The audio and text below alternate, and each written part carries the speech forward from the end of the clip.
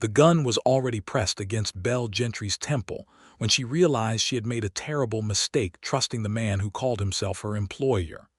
"You thought I wouldn't find out," Silas Croft said, his breath reeking of whiskey and tobacco, his fingers trembling around the handle of the Colt revolver he pressed harder against her skin. "You thought you could go poking around in my ledgers and walk away clean." Belle did not move. She had learned years ago that when a man was this angry and this drunk, stillness was survival. Her hands were flat on the desk in front of her, her fingers spread wide, her breathing measured and deliberate even though her heart was hammering so hard she could feel it in her throat. "I was only organizing the accounts, Mr. Croft," she said. Her voice was steadier than she felt. "That is what you hired me to do. Don't play dumb with me." He yanked her chair back by the shoulder, spinning her to face him, and the gun came away from her temple only to point directly between her eyes. "You saw the numbers, you know what those numbers mean." She did know, that was the problem. The hidden columns in the ledger, the second set of accounts buried beneath the legitimate ones, the payments to men whose names she recognized from wanted posters she had seen nailed to the post office wall in town. Silas Croft was not just a ranch owner. He was moving stolen cattle and laundering the money through a dozen different business arrangements, and she had walked right into the middle of it because she had needed work so desperately that she had not asked nearly enough questions before she had said yes. "Whatever you think you saw," she said carefully, "I did not understand it. You are a bookkeeper, Miss Gentry, the best one I could find in 3 counties, or so they told me. You understand numbers just fine." The door to the study burst open. Belle's head snapped toward the sound and so did Croft's, and in that half-second of mutual distraction, Belle shoved herself sideways off the chair, hit the floor hard on her palms and knees, and scrambled behind the heavy oak desk even as the sound of a single boot heel striking the floorboards echoed through the room. "Croft." The voice was quiet. That was the first thing she noticed about it. Crouched behind the desk with her heart in her throat and her skirts pooled around her on the dusty floor. It was not loud, not shouting, not the voice of a man trying to dominate a room through volume. It was the voice of a man who simply did not need to. "You have got about 3 seconds, the voice continued, "to put that gun on the desk before this goes somewhere neither of us wants it to go." There was a long pause. Belle pressed herself flat against the side of the desk, her eyes wide, listening to the sound of Croft's boots shifting on the floor. She heard the click of the hammer being eased down, then the dull sound of iron hitting oak. "This isn't your business, Granger," Croft said. "The lady in your office being held at gunpoint makes it my business," said the voice that belonged, she would later learn, to Jacob Granger. "Now step back." She heard Croft's boots retreat. She heard the sound of another set of footsteps, slower and more deliberate, crossing the room, and then a hand appeared around the edge of the desk, palm up, open, waiting. "It's all right," said Jacob Granger quietly. "You can come out now." Belle Gentry took that hand and her life changed forever, but none of it had started there. It had started 3 weeks earlier, in a town called Harrow Creek, in the dry and relentless summer of 1882. When Belle had been 24 years old, 8 days away from losing the room she rented above the general store, and so tired of being afraid that she had answered an advertisement she would otherwise never have considered. Harrow Creek sat in the foothills of the Davis Mountains in West Texas, a settlement of roughly 400 souls that existed primarily because of the cattle drives that moved through it twice a year, and the silver mines that operated in the hills above it. It was the kind of town where a woman alone was noticed, and where being noticed was rarely comfortable. Belle had arrived there 6 months before the summer of 1882, following a series of choices and losses that she rarely spoke of, because speaking of them accomplished nothing. Her father had died in the spring of 1881, leaving behind a small printing shop in San Antonio, and a debt that Belle had not known existed. The creditors had come within weeks, polite at first and then less so, and by the time the dust had settled there had been nothing left. No shop, no house, no income.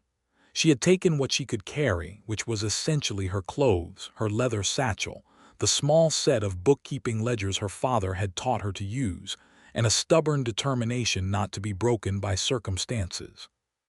She had found work in San Antonio for a time, keeping accounts for a dry goods merchant who had been decent enough until he had not been, and then she had moved on.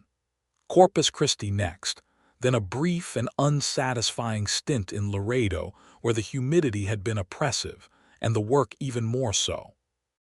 Eventually, she had followed a rumor of steady employment to Harrow Creek, only to find that the position had already been filled by the time she arrived. She had stayed anyway because moving on required money she no longer had, and because she was simply tired of running. For 3 months she had managed, taking in sewing work and occasionally helping the schoolteacher with correspondence when the woman's arthritis flared up. Neither of these things paid enough.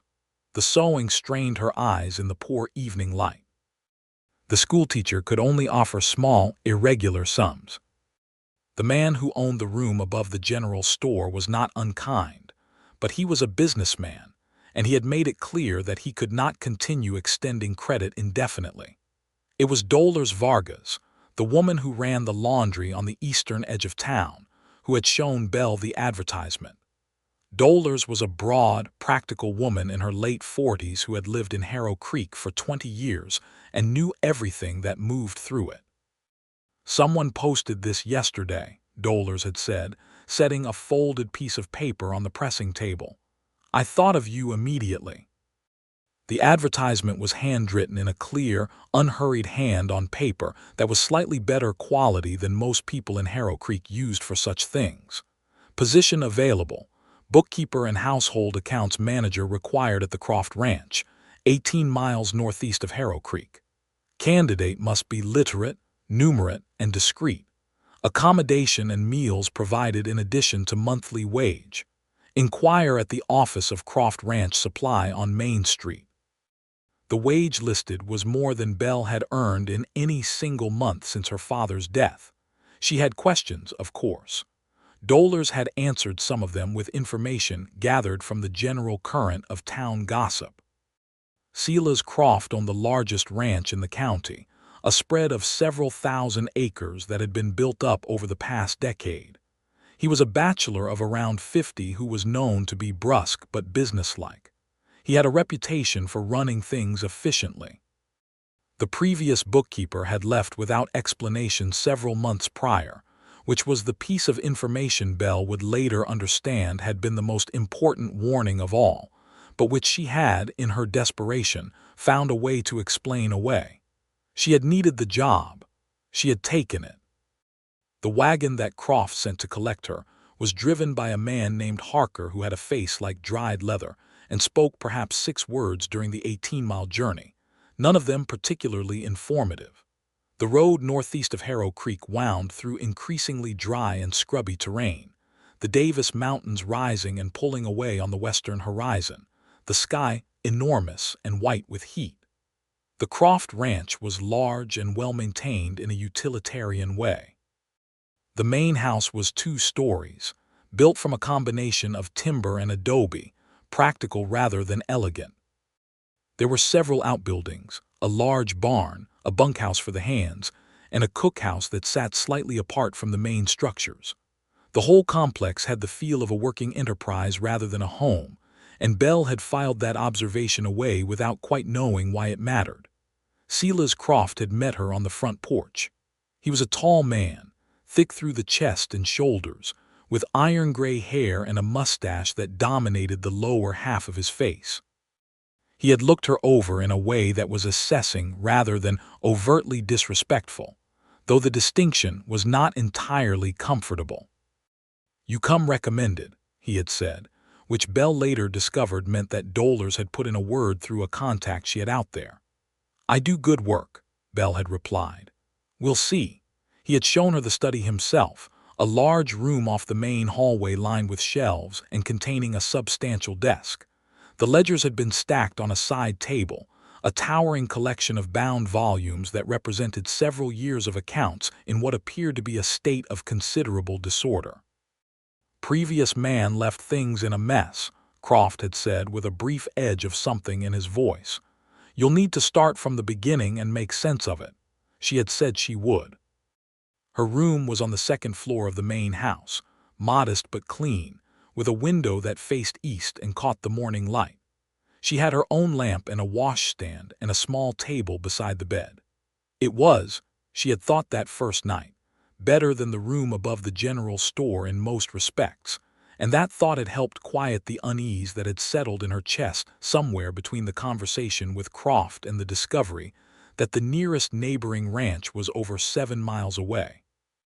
The first week had passed in a blur of ledgers and concentration. The accounts were indeed in disarray, and organizing them required the kind of sustained focus that left little room for anything else.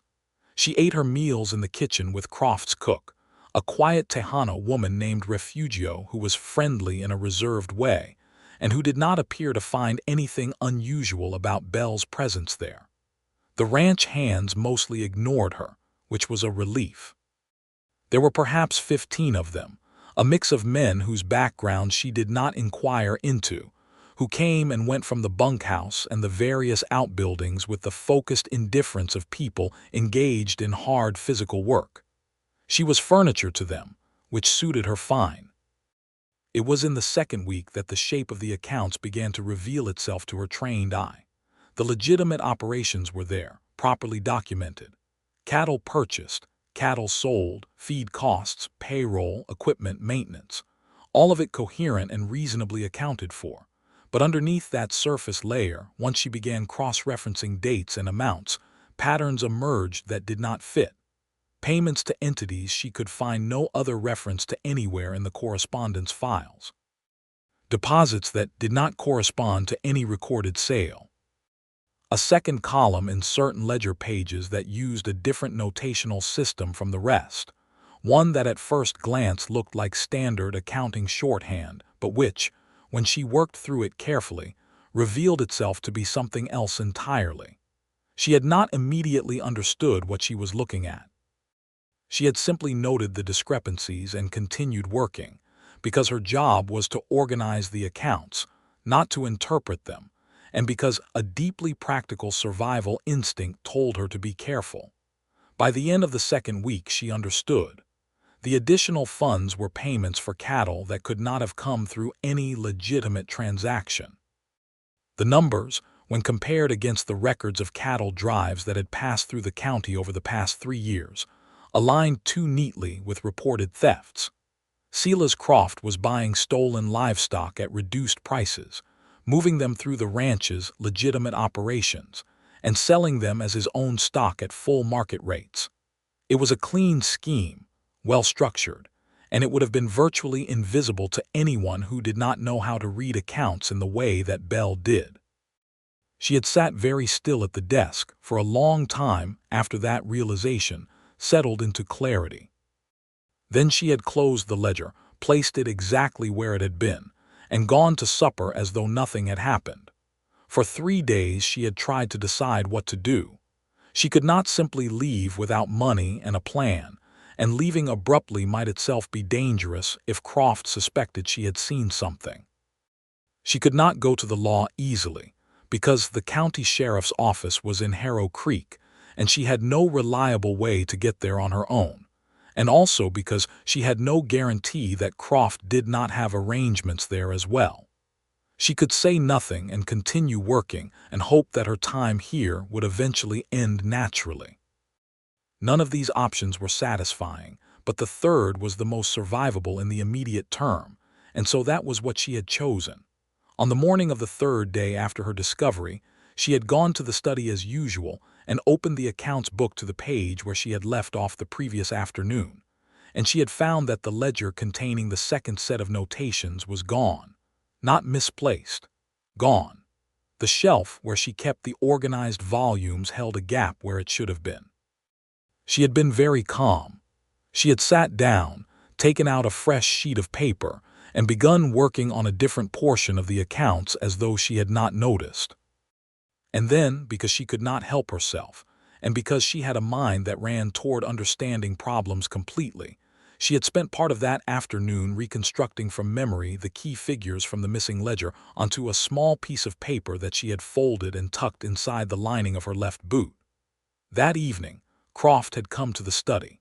He had not been drunk yet when he arrived, only cold and deliberate. He had asked her directly what she had found in the accounts. She had told him she had found disorganization, inconsistencies in the filing system, and the early stages of a rational accounting structure beginning to take shape.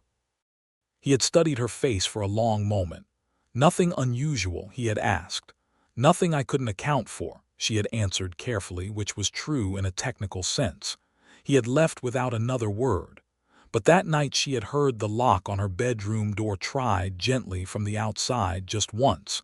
It was a very clear communication. She had barely slept. The next morning was when everything had come to a head, when Croft had found her in the study in the hour after breakfast and the gun had come out, and the door had opened, and Jacob Granger had walked in.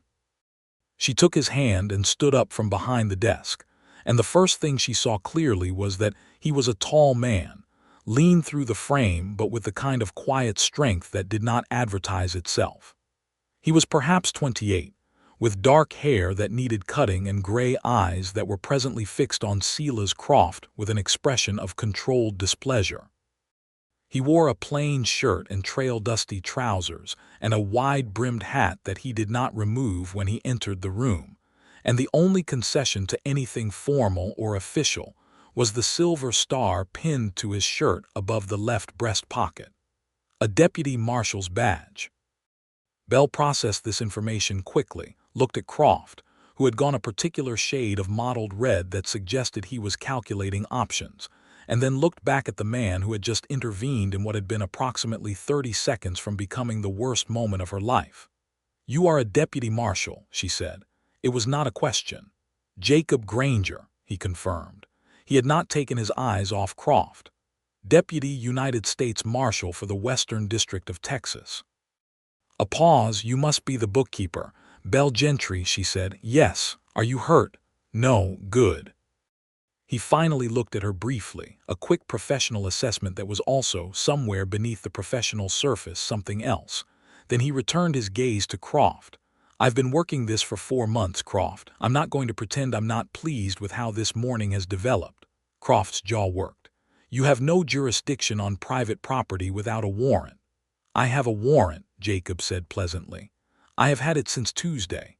I came out this morning to serve it." He tilted his head slightly toward Belle. "I was not expecting to find this particular situation, but here we are." What followed was not elegant. Croft made one attempt to retrieve the gun from the desk, which Jacob anticipated and stopped without significant violence.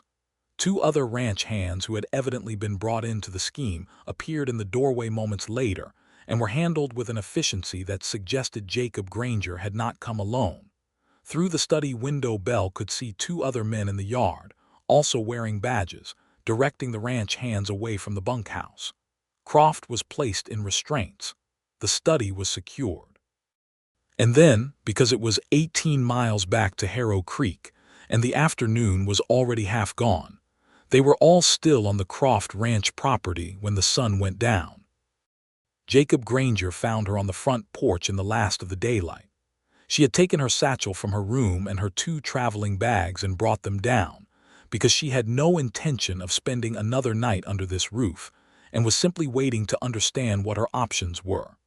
She was sitting very straight on the porch steps with her bags beside her, her hands folded in her lap, looking at the mountains turning amber and rose in the distance. "You held yourself together very well in there," he said. Belle glanced up. He had removed the hat now and held it by the brim, turning it slowly. The gray eyes in the fading light were less sharp than they had been and more genuinely curious. "I have managed difficult situations before," she said. "I don't doubt it." He settled himself against the porch railing, one boot crossed over the other, his posture easy but attentive. "Can I ask you some questions, professionally? You are going to need to know what I found in the accounts." "Yes." She told him everything. She was thorough and organized because that was simply how her mind worked, and she watched him listen in a way that she had not often experienced, with complete focused attention, no interruption, no visible impatience. When she finished, he asked 3 precise questions about specific entries, and she answered them with equal precision. "You have it memorized," he said. There was something in his expression that was not quite surprise but was adjacent to it. "I have a strong memory for figures, and I wrote down the key notations." "Where?" She reached into the lining of her left boot and produced the folded paper. He took it, unfolded it, and studied it for a moment. When he looked up, there was a different quality to his expression, something that in another context she might have called admiration. "Miss Gentry," he said, "this is going to be very useful. I imagined it might be." He was quiet for a moment, and in the silence she could hear the evening insects beginning and the distant sound of men moving around in the yard and the first mournful call of a night bird somewhere out past the barn. "We are going back to Harrow Creek in the morning," he said. "You will need to give a formal statement." "I understand. After that, depending on how the case develops, you may need to testify." "I understand that too." He turned the hat in his hands again. "Do you have somewhere to go? In Harrow Creek, I mean, someone to stay with?" The question was practical, not intrusive, but it landed in the hollow that all such practical questions landed in lately, the one that reminded her she had no one waiting anywhere. "I had a room above the general store," she said. "I left owing Mr. Prescott 2 weeks' rent." "I see." He turned the hat once more. "For what it's worth, the marshal's office generally provides some compensation for witnesses who cooperate with an investigation of this scope." "I am not cooperating because of compensation." "I know," he said, "but you should have it anyway." He pushed off the railing and settled the hat back on his head. He was about to go back inside, and she could see from the set of his shoulders that there were 100 other things requiring his attention, but he paused. "Get some sleep if you can, Miss Gentry," he said. "Tomorrow is going to be a long day." She watched him go.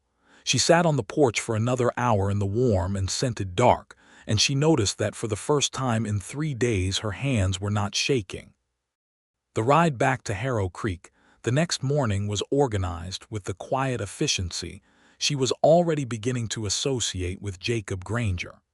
Croft and 2 of his associates, who had been detained, rode in a secured wagon driven by one of the other marshals. She rode in a second wagon with her bags and with one of the deputies, a young man named Ellison, who was cheerful and talkative, and who treated her with the kind of uncomplicated courtesy that she found, after everything, enormously restoring. Jacob rode alongside on a dark bay horse, not always visible from where she sat but consistently present at the edges of her awareness in a way she could not entirely account for. They arrived in Harrow Creek around noon, and the news arrived approximately 10 minutes ahead of them, as news in small towns invariably does. There was a respectable number of townspeople on the main street to observe Croft's arrival in restraints, and a considerable murmur ran through the crowd at the sight of him. Belle descended from the wagon and was immediately met by Dolores Vargas, who had apparently been informed and had been waiting.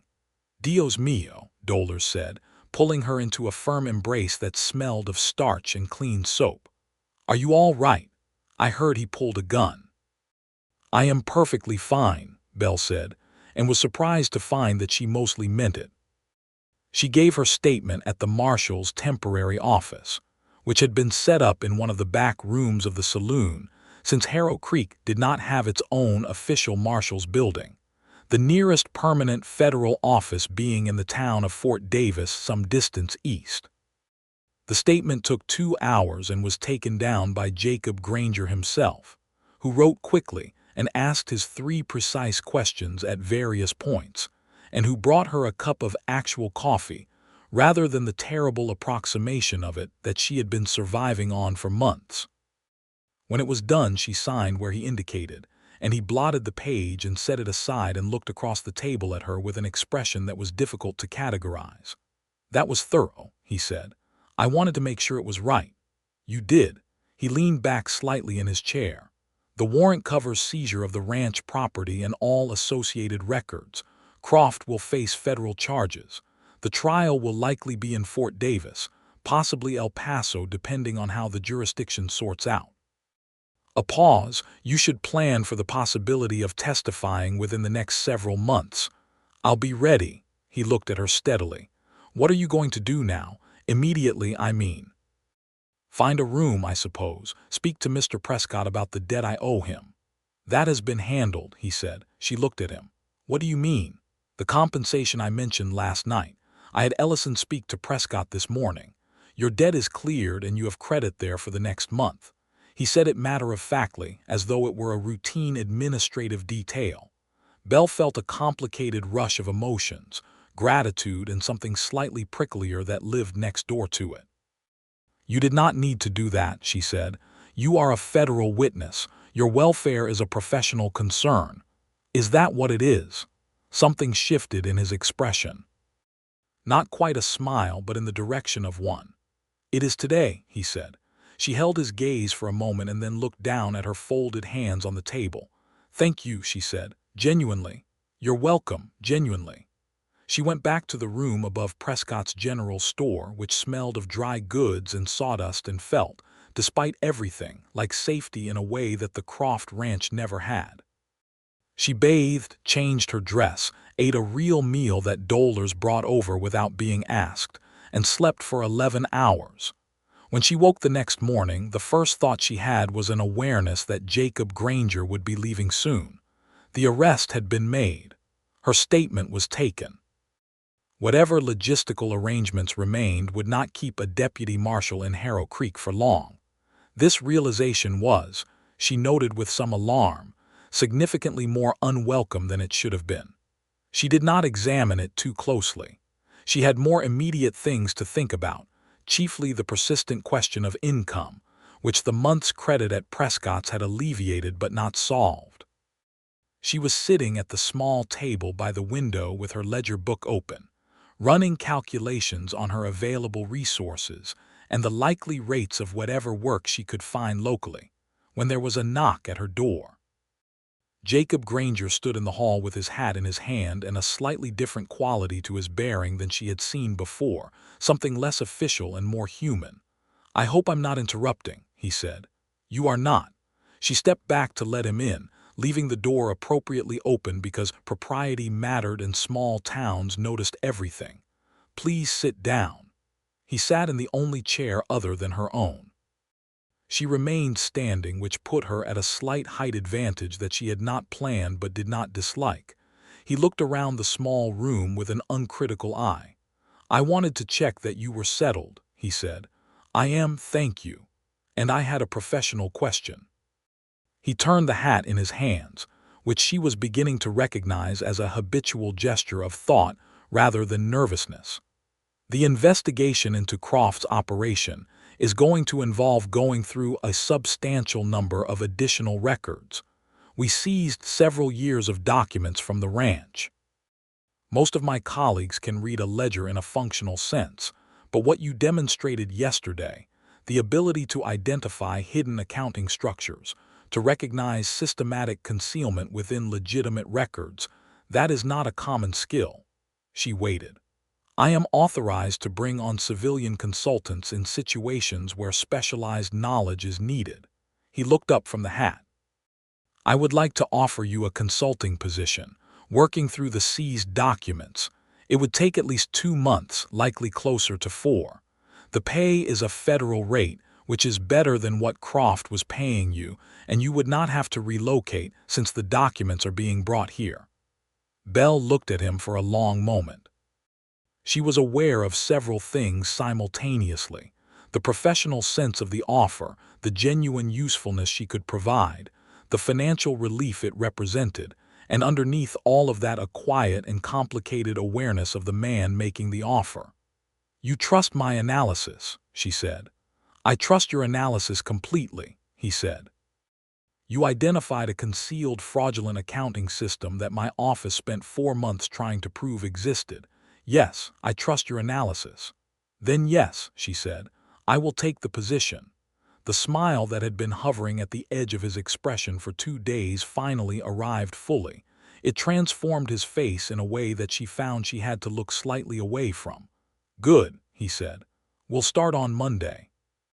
The weeks that followed settled into a shape that Belle would later think of as one of the most unexpectedly contented periods of her adult life, which, given the circumstances, required some reflection. The work itself was engaging in the way that all genuinely complex problems were engaging to her particular mind. The seized documents from the Croft Ranch were extensive, and working through them revealed layers of the scheme that even Jacob's 4 months of investigation had not fully uncovered. There were connections to cattle theft operations in 3 other counties, financial arrangements with at least 2 corrupt local officials in different townships, and a network of buyers and transporters that stretched as far as New Mexico territory. She and Jacob worked in the back room of the marshal's temporary office each day, with Ellison coming and going and occasionally other deputies or federal officials passing through. The routine established itself naturally. She arrived at 8, worked through the documents with methodical focus, and Jacob worked alongside her or across from her or in and out of the room as his duties required, and they talked. They talked about the documents, which was the official purpose, but gradually they also talked about other things. He told her, in the piecemeal way that facts about people emerge when you spend enough hours in close proximity, about growing up in Abilene, about his father who had been a blacksmith and a decent and principled man, about the older brother who had gone to law school in Austin and become the respectable member of the family. He had become a deputy marshal at 23 after a period of drifting that he described without drama, but which she sensed had been significant. Why the law? She asked him one afternoon, looking up from a ledger page. He considered this seriously. "I don't like things being wrong when they could be right," he said. "And I'm reasonably good at the physical part of the work. That is the most understated professional summary I have ever heard." "What about you?" he asked. "Accounting. My father taught me. He had a printing shop and I helped with the books from the time I was old enough to understand what numbers meant. I was better at it than anything else I tried." She paused. "And it is mine. Whatever else changes, the knowledge is mine." He looked at her for a moment with the steady gray eyes. "I understand that," he said. She believed him. She learned other things about him without their being stated explicitly. She learned that he was fair to everyone he dealt with regardless of their station or background, which she observed in the consistent way he treated Ellison and the Tejano men who worked at the stable where his horse was kept, and the Chinese laundry man who pressed his shirts. She learned that he read, which surprised her slightly and then did not at all, because once she knew it she could see it in the way he used language. She learned that he had a dry and quiet sense of humor that had taken her a week to fully calibrate, but which she now found consistently satisfying. She learned that he noticed things about her, not in an uncomfortable way, in the way of someone whose attention was genuine and who was trying to understand rather than to use. He noticed when she was frustrated with a particularly intractable section of the accounts and brought coffee without comment. He noticed when she had a headache from close work in poor light and rearranged the lamp without being asked. He noticed when she had not eaten because she had been too focused on a problem and sent Ellison for food from the restaurant down the street. And he noticed the things she did not say, the way she deflected certain questions with a smooth professionalism that redirected rather than refused. The things that had clearly happened before Harrow Creek that she carried in the set of her shoulders, and the particular steadiness she maintained under pressure. He noticed these things and he did not press, which was the most important thing of all. She had been alone for a long time. Not lonely precisely, because she had the work and she had her own company, which she did not find insufficient. But alone in the sense that there was no one who knew what she was actually like, who could read her particular silences, who cared whether she had eaten. She had stopped expecting that to change. And then here, in a back room that smelled of old paper and cheap coffee in a small West Texas town, it was changing, and she did not quite know what to do with that. One evening, a month into the consulting work, They worked later than usual because they were on the verge of completing the cross-reference that connected Croft's operation to the buyers in New Mexico, and neither of them wanted to stop while the thread was still running. By the time they finished, the sun had been down for over an hour, and Ellison had gone home, and the main street outside was quiet. Jacob walked her back to Prescott's, which was a thing he had taken to doing when the work ran late. They walked slowly because neither of them seemed to be in a hurry, and the night was cool and the stars overhead were brilliant and thick the way they only were in country this flat and this clear of interference. "I want to tell you something," she said. "All right. When I took the job at the Croft Ranch, I took it because I had no other choice that I could see. Not because I had investigated it sufficiently or because I felt certain it was safe. I was out of options, and I said yes to something I should have examined more carefully." She paused. "I am saying this because I think you have a certain impression of me as someone who acts decisively and competently, and I want you to know that impression is not entirely accurate." "I don't have that impression," he said. She glanced at him. "I have the impression of someone who functions with great competence under pressure," he said. "That's different from someone who never makes mistakes or never finds herself in impossible situations. The second kind of person doesn't exist." A pause. "For what it's worth, I once took an assignment in the New Mexico territory based on information that turned out to be completely wrong and ended up in a situation that was considerably more dangerous than advertised. I made the same category of error. You had less information and fewer resources than a deputy marshal, and you still walked out with the key evidence in your boot." She was quiet for a moment. "You are unexpectedly generous," she said. "No, I'm accurate." They had reached the door of Prescott's general store. She stopped, and he stopped beside her. The night air smelled of dust and dry grass and the faint sweetness of the desert sage that grew along the edge of the road. "I'm glad the door opened when it did," she said. He turned to face her fully, and in the darkness his expression was something she had not quite seen on him before, stripped of the professional overlay, uncomplicated. "So am I," he said. There was a pause that held more than any sentence she might have placed inside it. She went inside. She stood in the dark at the bottom of the stairs and pressed one hand against the wall and stood very still for a moment, and then she went up to her room. 2 weeks later, the New Mexico connection was confirmed, and the case file was complete enough to send to the federal prosecutor's office. A date was set for the preliminary hearing in Fort Davis. Jacob would be required to go. She would be required to go.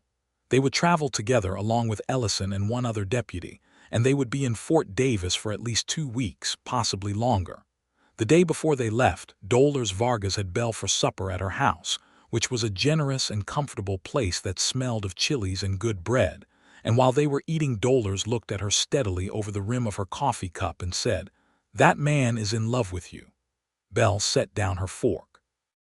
"Dolores, I have been watching people in this town for 20 years, Dolores said placidly. "I know what it looks like. We work together. Many people who love each other work together. Your parents, I would guess. Mine certainly did." Dolores topped up her own coffee. "The question is not whether he loves you. The question is what you are going to do about your own feelings." "I am going to finish my coffee," Belle said. Dolores smiled in a way that said she considered the point made. The road to Fort Davis took 3 days and was beautiful in the way that West Texas always was when you were not in immediate danger of any kind. Vast and clean and honest. The mountains changing color with the light, and the sky performing its enormous daily drama of cloud and sun. Belle rode in a small hired coach with sufficient room for her bags, and Jacob rode alongside on the dark bay horse for much of the journey, and they talked through the open window whenever the road was smooth enough to allow it.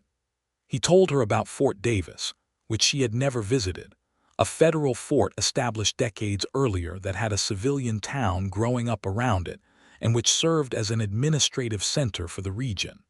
He had been there several times on various assignments. She asked about the courthouse and the hotel and the practical details of testifying, and he answered all of it with the easy thoroughness of someone who knew the territory and was accustomed to preparing witnesses.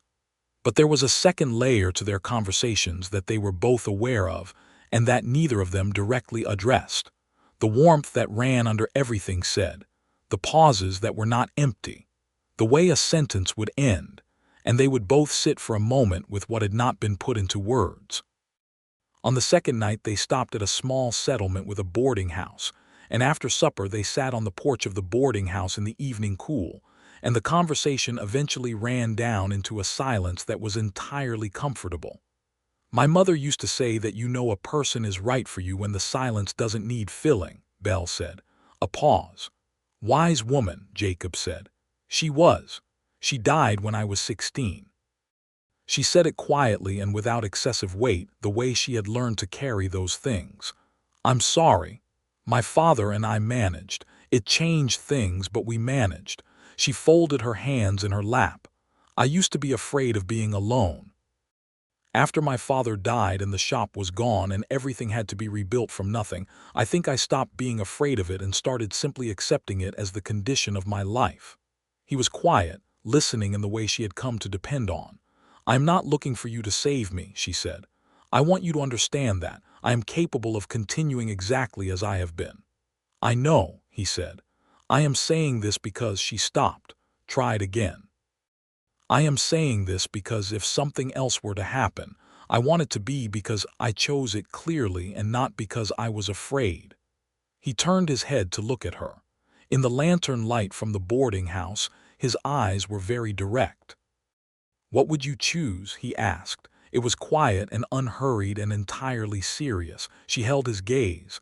"I am not certain yet," she said honestly, "but I am no longer certain I want to be alone."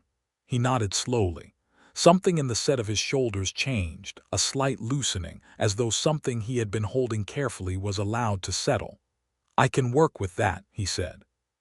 The hearing in Fort Davis lasted 9 days, which was longer than expected because the federal prosecutor's team had additional questions that led to further documentation review, and 2 more sessions of testimony from Belle that required all of her focus and precision. She testified with her hands flat on the table in front of her and her voice steady and her facts organized in the exact sequence that made them most coherent. And when the opposing counsel attempted to undermine her credibility as a woman without formal accounting training, she quietly and thoroughly dismantled his argument using the records themselves. Afterward, coming down the courthouse steps into the bright heat of the Fort Davis afternoon, she found Jacob waiting at the bottom with both their horses ready. He had been in the courtroom for most of her testimony, but had been called away for a meeting with the prosecutor's team toward the end. "How did it go?" he asked. "Very well, I think," she said. "It went exceptionally well," said Ellison, who was standing slightly behind Jacob with an expression of frank admiration. "She made Drummond look foolish and she wasn't even trying to." "I was trying a little," Belle admitted. Jacob laughed. She had heard him laugh before in brief controlled forms, but this was fuller and completely unguarded, and it was, she thought, one of the finest sounds she had encountered in recent memory. They were in Fort Davis for 5 more days after the testimony concluded, waiting for paperwork and final depositions, and during those days, the careful professional perimeter between them dissolved by degrees so natural and unforced that afterward she could not have marked the exact moment it happened. They walked in the town together in the evenings. He knew the good restaurant, a small place run by a German family that had been there since the fort was established, and they ate there twice. He bought her coffee from the one establishment in Fort Davis that made it properly, and she told him about San Antonio and the print shop and her father, and he listened with the same quality of attention that she had become essential to her. On the 4th evening they were walking back from supper along the main road of the town, which was wide and dry and lit at intervals by oil lamps, and he stopped without preamble and turned to face her, and everything about him was very direct and very clear. "I would like to tell you something," he said. "All right," she said, her own word from the night walk in Harrow Creek given back to her. "I have been careful," he said. "You are a witness in a case I am working. You are a professional colleague. You have told me clearly that you need to make choices from a position of clarity and not fear, and I respect that completely." He paused. "I am also in love with you, and I want you to know it, not so that you feel obligated in any direction, but because you deserve honesty." The lantern light, the warm night, the distant sound of a piano from somewhere down the street. "Jacob," she said, "you don't have to say anything now." "I would like to say something now." She took a breath. "I came to the Croft Ranch because I was desperate and had no other choice. I took the job and I stayed because there was literally nowhere else to go.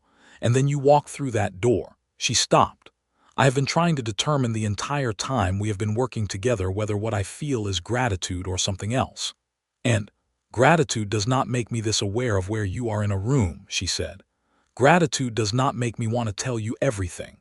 Gratitude is not—" She stopped again, took one step closer to him and said simply, "It is not gratitude." He reached out and took her hand in both of his, which she had not expected and which was exactly right. A gesture that was warm and protective and honest without demanding anything. "Good," he said. "That is very good."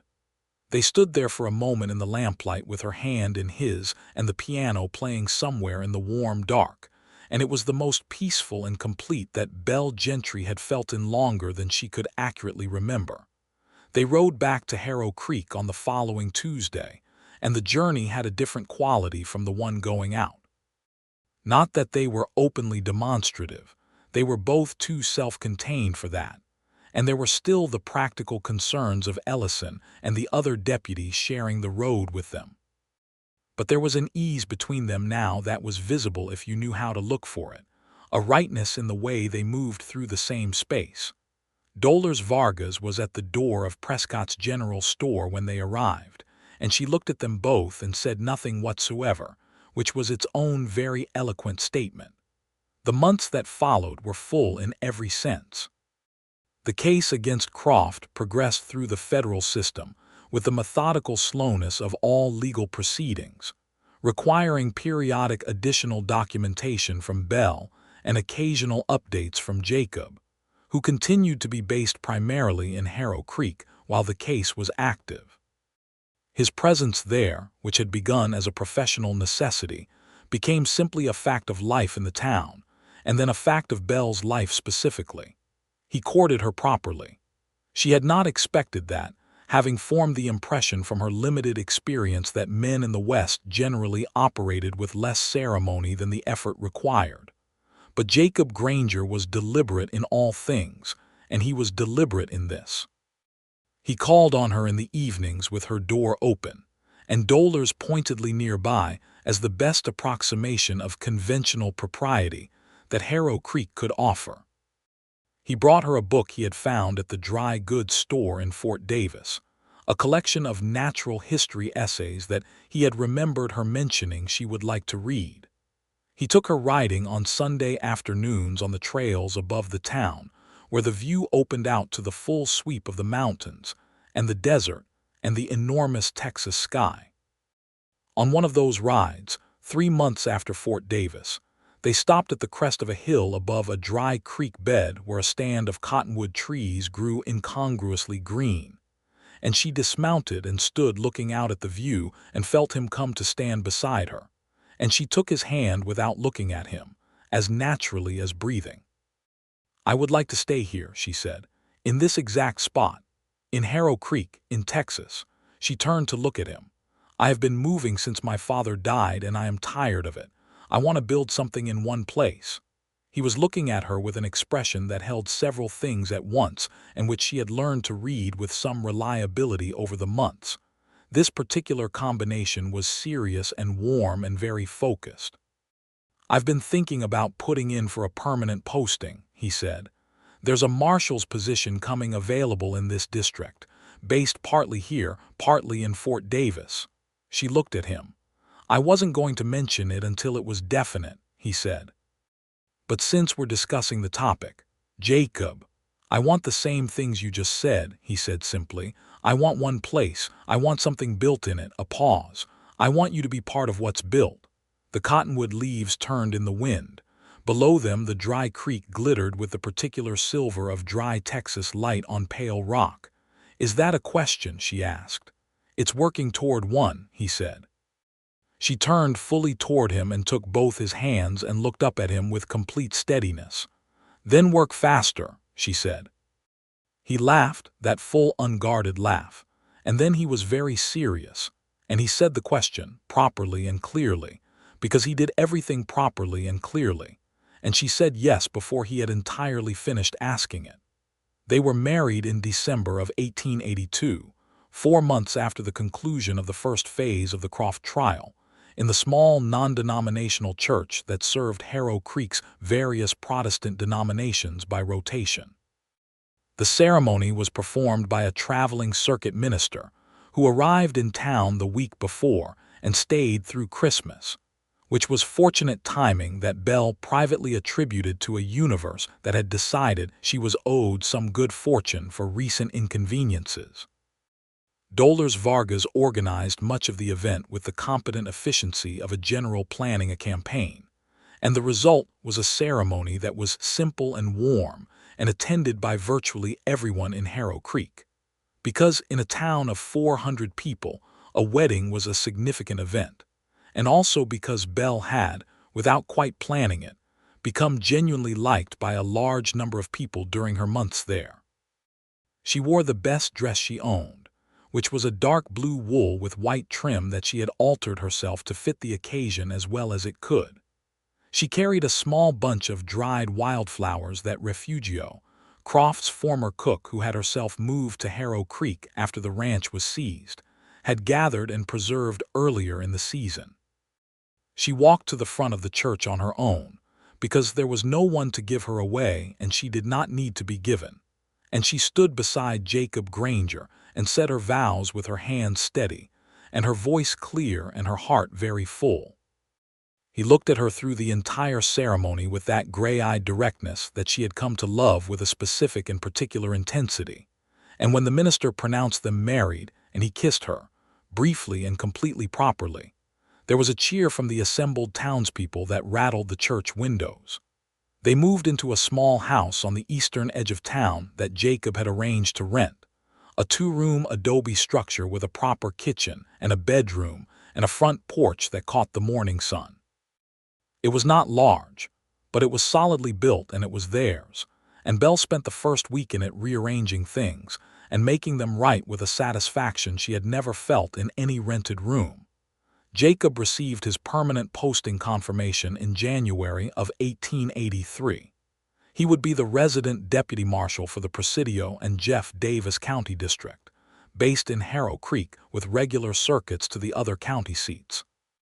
It was not always safe work and she knew it, but it was honest work that he was genuinely suited to and that he believed in, and she had not the slightest impulse to ask him to be other than what he was. She established herself in the town in her own right. There was genuine need for competent bookkeeping services among Harrow Creek's various businesses, and the reputation she had built through the Croft investigation, somewhat accidentally but very effectively, meant that she had more clients than she could comfortably manage within months of setting herself up properly. The Prescott store, the hardware merchant, the small bank that had opened in the fall of 1882, the doctor's office, and eventually the town council's accounts all came through her door. She worked from home, which had the dual advantage of propriety and practicality, and she kept the accounts of most of Harrow Creek's commercial interests with the same careful precision she brought to everything. The Croft trial concluded in the spring of 1883. Silas Croft was convicted on 14 counts of cattle theft, fraud, and conspiracy, and was sentenced to 12 years in federal prison. Belle's testimony and her documentation were cited specifically in the prosecutor's closing arguments as central to the successful outcome of the case. She read this in the letter Jacob brought home from the federal prosecutor's office and sat with it for a moment in a quiet that was purely her own, thinking about the woman who had sat on a borrowed porch 8 days from homelessness and answered an advertisement without asking enough questions. That woman had made a desperate choice, and that desperate choice had led, through a sequence of events that she could not have predicted or planned, to this kitchen table, this morning light, this house, this life. "You are thinking very hard about something," Jacob said from the doorway. He had just come in from the morning, and he still had his hat on and his boots were dusty, and he was looking at her with that particular attention. "I was thinking about choices," she said. He crossed the room and kissed the top of her head, which was a thing he did that she had found she loved in a way that was entirely disproportionate to the gesture itself. "Good choices or bad ones?" he asked. "Mostly one very bad one that turned out to be the best thing that ever happened to me." He pulled out the chair across from her and sat down, and he was smiling. "You are going to make me ask." "Taking the Croft job," she said. "I took it because I was desperate, and I stayed because she stopped." "Because," he said, "because you made me feel safe," she said. "For the first time in years, since before my father died really, you walked through that door and everything about you said that things were going to be all right, and they were." He was quiet for a moment with the full attentiveness that was entirely him. Then he said, "I wasn't safe at all. I was terrified something was going to go wrong in those first minutes. You didn't show it." "I wasn't going to." He paused. "You want to know when you made me feel safe?" She looked at him. "When you came out from behind that desk," he said. "You took my hand and you stood up and you looked me directly in the eye and you were completely unbroken, and I thought, whoever this woman is, she is entirely herself, and that has never changed." He leaned forward slightly across the table. "You are the least breakable person I have ever met, Belle, and that is the truest thing I know about you." She blinked, which was as close as she generally came to tears in daylight hours. "That is a very significant compliment from you," she said. "It was intended to be." The summer of 1883 was hot even by West Texas standards, the kind of heat that settled into the adobe walls of the house by midday and did not leave until deep in the night. Belle worked through it with the discipline of long practice. Her accounts spread on the kitchen table before the heat became impossible, and then set aside for the afternoon, and resumed in the evening when the air cooled. In August, she was certain enough to tell him. She had made her calculations, as she did with everything, and she had been certain for approximately 10 days before she said anything, which was less time than she might have thought she would need to find the words. He was reading in the front room when she came and stood in the doorway, and he looked up from his book and immediately set it aside because that was what he did when she appeared. He simply stopped whatever he had been doing and paid attention. "I have something to tell you," she said. "All right," he said. "We are going to have a baby," she said. "In the spring, I think. March or April." He was very still for approximately 3 seconds, and then he was across the room and she was in his arms, and whatever composure either of them had been maintaining dissolved entirely, and she laughed against his shoulder and felt him press his face into her hair and hold on, and it was the most extraordinary and ordinary and perfect moment she could have imagined. "March or April," he said eventually. "More likely April," she said. "The calculations suggest April." He pulled back to look at her, and his face was completely open in a way that she rarely saw because he was always very controlled, and it was beautiful. "Are you all right?" he said. "How do you feel?" "Somewhat nauseated in the mornings," she said practically. "Otherwise well. I am strong and healthy, and I have every intention of continuing to be." "I know you are," he said. "I know you are." The news spread through Harrow Creek with the speed typical of small communities, and the response was warm in the way that Harrow Creek had become warm to Belle specifically, because she was known there now and genuinely part of the place. Dolers brought over a shawl she had crocheted in anticipation of exactly this event, which suggested she had known or strongly suspected before Belle had said anything, which Belle chose not to inquire into. Refugio, who had found work as a cook at the restaurant, and who had become a quiet and steady presence in Belle's orbit, brought a remedy for morning illness that was an herbal preparation of considerable effectiveness. The doctor, whose accounts Belle kept and who was a sensible and experienced practitioner, confirmed everything she had already calculated and told her she was in excellent health. Jacob was attentive in the way he was attentive to everything, practically and consistently, and without fuss, which was exactly what she needed and exactly what she had expected. He fixed a second room in the house more completely than it had been, adding shelving and a proper floor and a window shutter that actually closed against the winter cold. He made sure the wood supply was adequate before October. He was home more than his circuit schedule strictly required, which was a shift she noticed and appreciated and chose not to comment on directly because commenting on it would have required him to acknowledge that he was worried and his dignity was worth something. She told him once, in the deep quiet of a November night when the cold had come down from the mountains and they were lying awake listening to the wind, "You don't need to be afraid. I am entirely capable of this." "I know," he said, "but you are going to worry anyway." "Probably," he admitted. "Then worry quietly," she said, "and be useful and don't tell me how to manage myself." He made a sound in the dark that was equal parts rueful and fond. "I wasn't planning to tell you how to manage yourself." "Good," she said, "because that has never worked with me."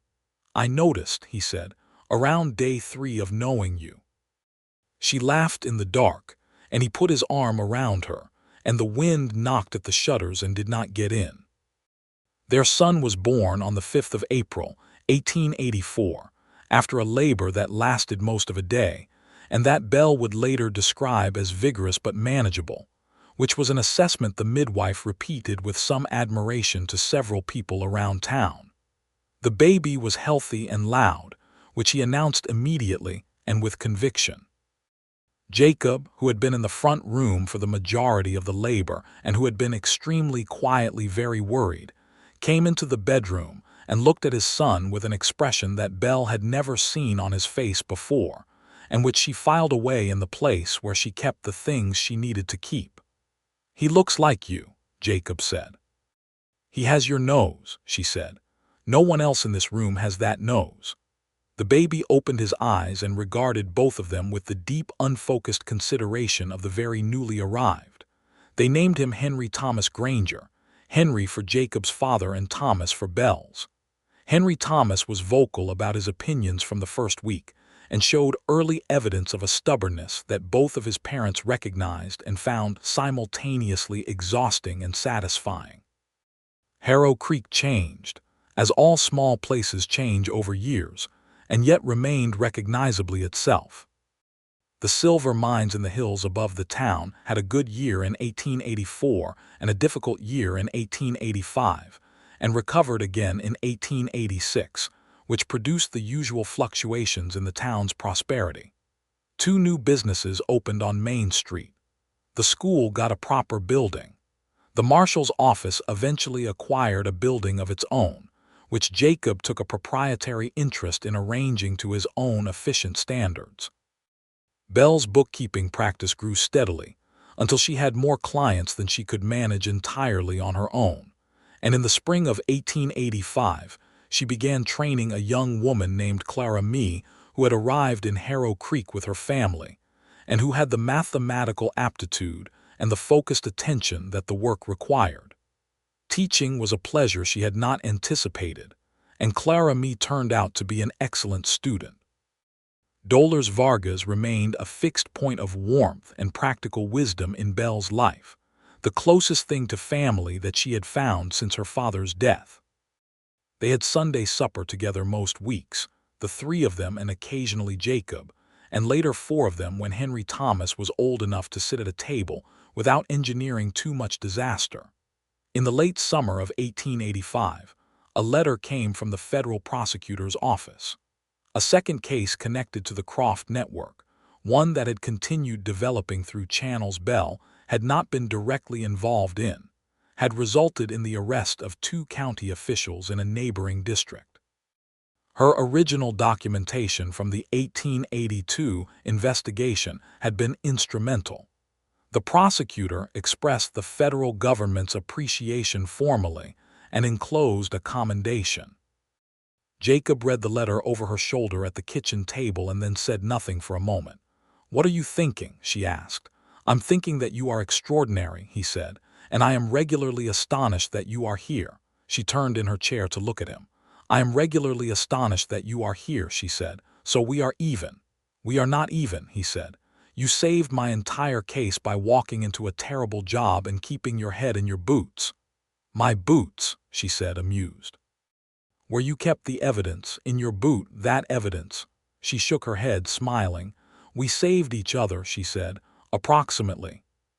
He leaned down and kissed her, which Henry Thomas, who was 14 months old and in the next room conducting his own determined investigation of a collection of wooden spoons, immediately responded to by producing a loud and interrogative sound.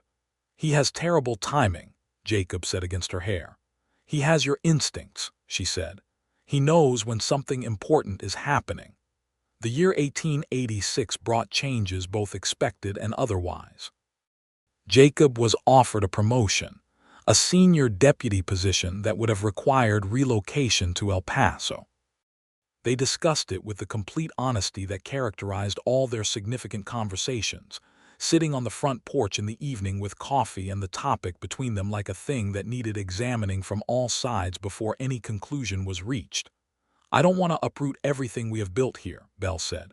Henry Thomas knows this place. My clients are here. Dollars is here.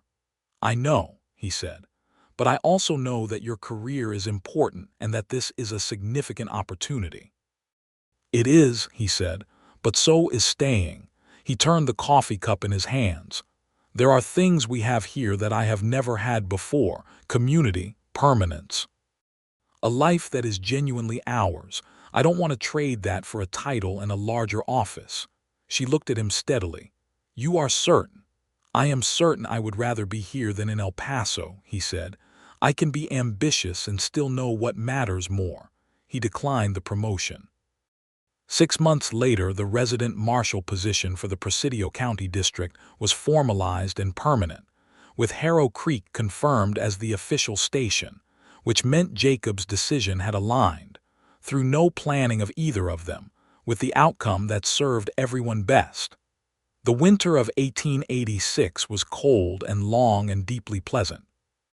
Henry Thomas was nearly 3 and beginning to talk with an insistence that left very little conversational space for anyone else in the room, which Jacob found endlessly amusing. Belle worked through the cold months on the accounts, the kitchen warm from the stove, Henry Thomas conducting his business with a variety of objects in the corner while she worked, and felt, on most days, something so close to entirely content that the distinction barely mattered. She told Jacob one evening that she had stopped being afraid of the future. He was mending a bridle by the fire, which was a task he performed with the patient precision he brought to everything, and he looked up from it. When did that happen? He asked. Gradually, she said, and then it was just gone. She folded her hands in her lap. I used to wake up at night and run through everything that could go wrong, the accounts falling through, you getting hurt on an assignment, the money not being enough, Henry Thomas getting sick. She paused. And now I wake up at night and there is just nothing to run through. Things are fine. He set the bridle aside. They are fine, he said, and I trust that they will continue to be. Not because nothing bad can happen, because things happen, but because we are capable of handling them together. She looked across at him. You did that. You made me believe in that again. He was quiet for a moment in the firelight, and then he said, You made yourself believe it. I just stayed. Staying was everything, she said. He crossed the room and sat beside her, and she leaned against him, and outside the wind moved through the desert in the long darkness, and inside the house was warm and full of the particular quality of belonging that she had been looking for since long before she had known she was looking. In the spring of 1887, she discovered she was pregnant again. This time the certainty came earlier and the announcement happened sooner, one morning at breakfast with Henry Thomas in his chair eating with the focused dedication of someone for whom food was a serious enterprise. Jacob looked up from his coffee. Again in the spring, he said. More likely the fall this time, she said. October, I think. He was smiling before she had finished the sentence. Henry Thomas looked between them with the sharp, instinctive awareness of a child who knows something significant has happened even without understanding what. What? He said, in the imperious tone he had recently developed. "You are going to have a brother or sister," Jacob told him. Henry Thomas considered this information. "Sister," he said decisively, and returned to his breakfast. The baby was indeed a girl, born in October of 1887, and she was named Frances Eleanor Granger. Frances for no one in particular except that the name suited her immediately upon arrival, and Eleanor because it had been Belle's mother's name, and because it was time to bring that forward again. Frances Eleanor was smaller and quieter than Henry Thomas had been, but with a watchfulness in her dark eyes from the first days that suggested she was recording everything for future reference. Henry Thomas regarded his new sister with a mixture of territorial skepticism and unexpected tenderness that shifted over the following weeks decisively toward protectiveness. "He is going to be like you," Belle told Jacob one afternoon, watching Henry Thomas sitting beside the cradle with the solemnity of someone assigned an important duty. "Quiet about what he feels until it matters, and then entirely clear." "Is that a compliment?" Jacob asked. "One of the highest I know how to give," she said. Harrow Creek continued to grow through the late 1880s, adding a second church, a better road to Fort Davis, a telegraph office that arrived in 1888 and transformed the pace of communication overnight. Jacob's position settled into the texture of the town in the way that things do when they are in the right place for a long time, the familiar figure on the familiar horse, the predictable presence on the main street, the office with the light that stayed on late. Belle's practice had by 1888 expanded to include several ranch accounts on the surrounding land, families and operations that had developed in the years since the Croft Ranch had been dispersed through sale following the conviction. She hired Clara Me properly by then, and the two of them managed a business that was genuinely substantial by local standards, and which Belle ran with the same precision and the same quiet pride in the work for its own sake that had characterized everything she had ever done with numbers. Henry Thomas started school in 1889 and immediately demonstrated that he had inherited his father's capacity for paying attention and his mother's capacity for processing information quickly.